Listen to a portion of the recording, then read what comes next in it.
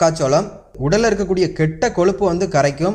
அதே மாதிரி பார்த்தீங்கன்னா இரத்த குழாய்கள் இருக்கக்கூடிய கொழுப்பு வந்து கரைஞ்சி இரத்த குழாய் அடைப்புகள் வந்து குணமாகும். ஸோ அது மட்டும் இல்லாமல் இருதய சம்பந்தமான பிரச்சனையால் அவதிப்படுறவங்களுக்கு ரொம்பவே நல்லது இந்த மக்காச்சோளம். ஸோ அவசியம் சாப்பிட்டு வாங்க.